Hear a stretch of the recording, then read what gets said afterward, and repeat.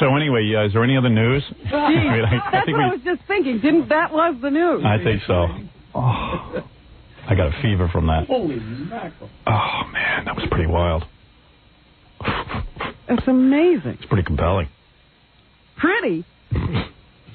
Beyond compelling. New level. Yeah, I don't think I can do any better than that. We already talked about Martin Lawrence this morning, so... Yeah, I was going to call the hospital, get an update, but you know what? I really don't feel up to it. And, I really just... If, God forbid, anything happens that would go long. Wow. What about anything else? Come on, there's got to be some other things. No? I don't have anything more compelling than that. Oh, all right. You know, what am I going to say? Jack Kevorkian participated in another suicide? Who cares? So what? Yeah, like, who cares? Samuel Jackson got his award from the TA upheld. Samuel Jackson, the actor. Yeah, I didn't even know about this. He was suing the transit authority because of a 1988 incident where a train door closed on his foot and he was dragged by a subway train. Yeah? It required Jackson to have major knee surgery. I could use some of that. And he was awarded $540,000. Yeah. By a jury, and the appeals court yesterday upheld the award. They say the TA needs to pay this guy. He was saved by the passengers. Everybody's worst nightmare, their foot getting caught in the door. Yeah, so... Yeah. Martin Lawrence is recuperating after yesterday's incident where he sort of went crazy in the streets of Los Angeles. They say he was walking in traffic, yelling and screaming things like, fight the power and don't give up. Big deal. Doctors, he was taken away by police and sent to a hospital. Doctors are now saying that he missed some seizure medication. And fight the suffering power. From extreme exhaustion. If Jackie would run over here, we have a couple of clips from Martin Lawrence's latest movie. Oh, I'd love to hear that. What's it called? I like to hear clips from him yelling in the street. There's a thin line between love and hate. Nobody had a microphone then. I got Dennis Rodman crying on Oprah. I still haven't gotten to. Yeah, we ought to talk about that, too. I didn't even know about that until yesterday afternoon. He's a pisser, man. He's coming on the show soon. Did you see him at his book signing? Have you seen clips from the book signing where he's dressed as a woman? Yeah. He makes a better-looking woman than I do. I know. I think his colors were all wrong. Yeah. So were mine. But anyway, here is a clip or two from Thin Line Between Love and Hate. Is that a new movie? Yes, that's the Martin Lawrence movie that's out in the theaters right now. So it's probably a publicity stunt. Oh, you think he was going crazy for publicity? Of course. A mad dog, to be exact. And do you know what they do with mad dogs? You know what they do with mad dogs? They shoot mad dogs. There you go. Didn't happen yesterday. Here's another clip. They started in apprehending. He was resisting arrest. He was yelling. Come on. I don't know. It says clip on it. What do you want from Number 7. Yeah. Hold on a second. I'm worn out from that Mary Jo and Joey and... Well, not from Mary Jo, but Joey and Mr. Fisher. Bad shape. You fake toy cop, they ain't give you no gun. You flashlight cop, I see you.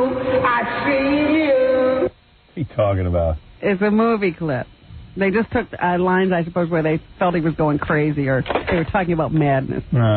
And finally this morning, a tragic story in baseball. What happened? Brett Butler. Isn't she a comedian? No, he's a baseball player for the Los Angeles Dodgers. He went in for a tonsillectomy. Yeah. And they found some kind of a tumor in his throat, and it's cancerous. So now he's fighting throat cancer. That's not funny, Jackie. Jackie's happy at other people's misery, I guess.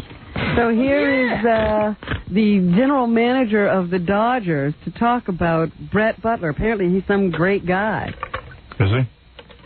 Tommy Lasorda? No, this is Fred Claire. Fred Claire? Mm-hmm. I don't know him. He's the general manager. Oh, Jesus Christ. What's wrong with you? I'm sick. That's the problem. Brett has faced a lot of obstacles to become a major league player and to fight his way to the top and establish himself as one of the greats of the game. And he's done that, and I know that he will deal with everything that he faces in life with that same type of desire. His wife says that she does not expect him to return to Major League Baseball. They certainly know that he will not be playing the rest of this season.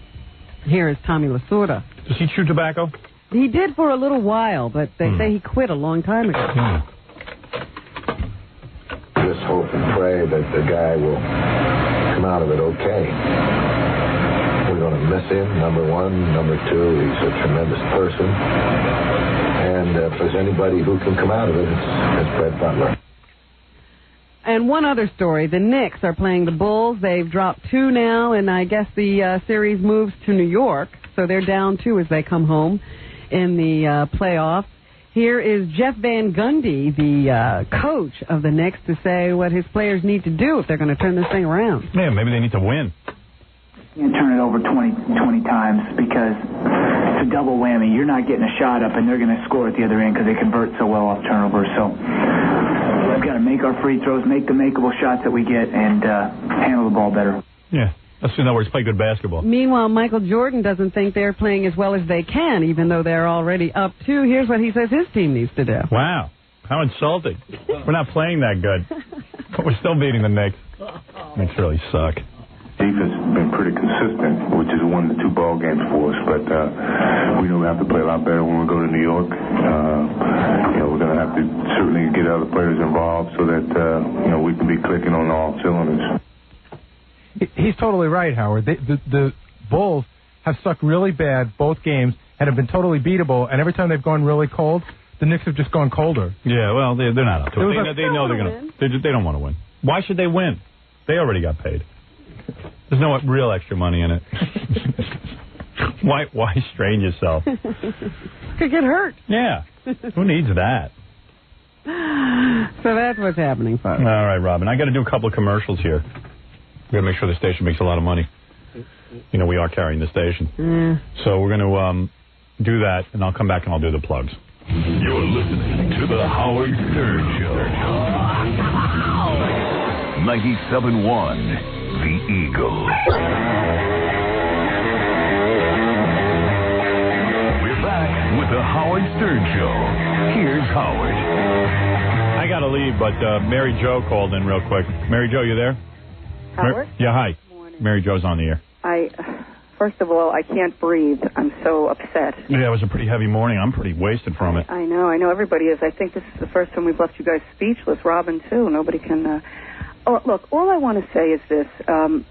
Everything, as you know, everything with my story gets heated. I said I felt like the Tinezes and the Golubs just now fighting like this. Yeah, it's weird. It makes me sick to even realize that I just lowered myself to do this. But when Mr. Fisher was on the phone, I've always wanted to know the answer to this question.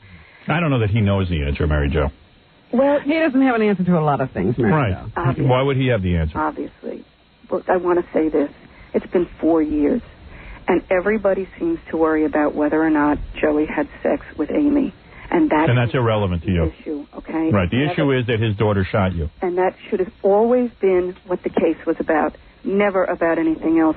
And I resent, as a victim of a violent crime, having to defend the fact that I am a victim, when I am as much a victim as anybody that was sitting on the Long Island Railroad the day they got shot, anybody who's ever just been walking down the street and been shot point blank for no reason at all. Nobody disagrees with you, Mary Jo.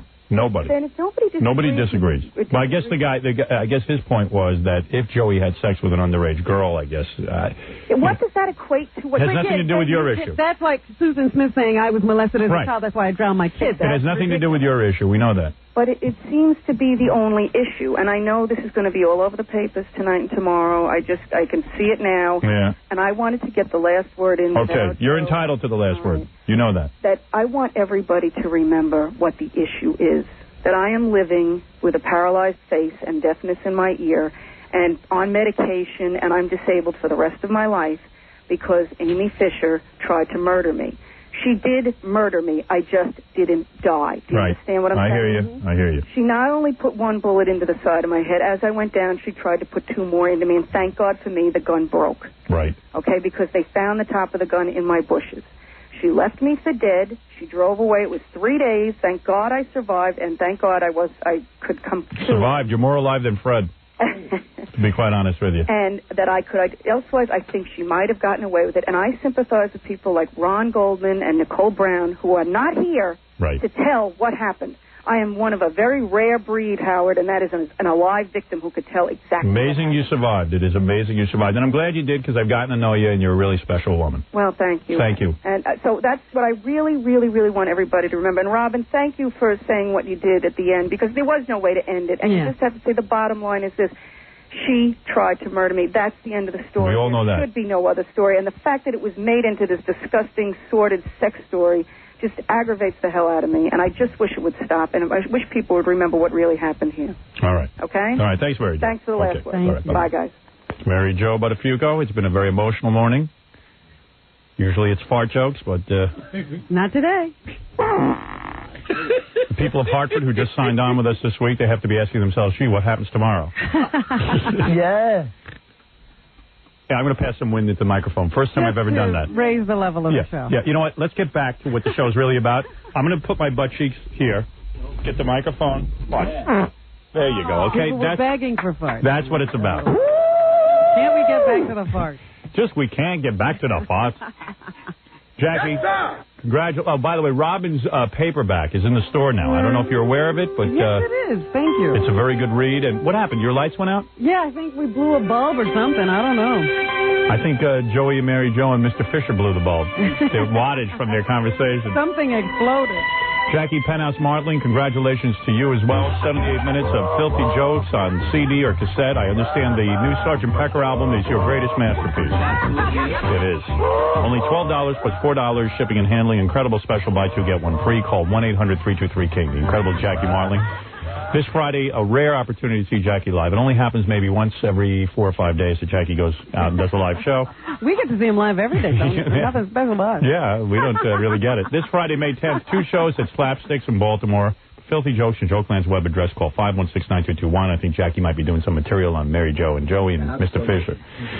Don't miss Steve the Prick Gorilla with the American Flatulators this Thursday night at 8 p.m. at Hooters in East Meadow. That's a nice plug. Those are all the bogus gigs we used to have to take when I was in Hartford. Yes. If you're planning a wedding or party and you need a DJ, call Scott the Engineer's Rocket Entertainment at 718-BAG-5040. Wow. I remember when I was in Hartford to be like, hey, guess what? You can make $200 if you just go to Hooters and hang out with the American Flatulators. It's like, wow. Yeah, if they ever paid you. Just so you know, there's already a Fox crew outside waiting for you. Oh, shit. That's what I heard, that the reporters were assembling. Shoot anybody. What did I do? It'll be all your fault. Of course. It's always my fault. All right. I want to thank everyone and blah, blah, blah. Robin, I'll see you tomorrow. All right.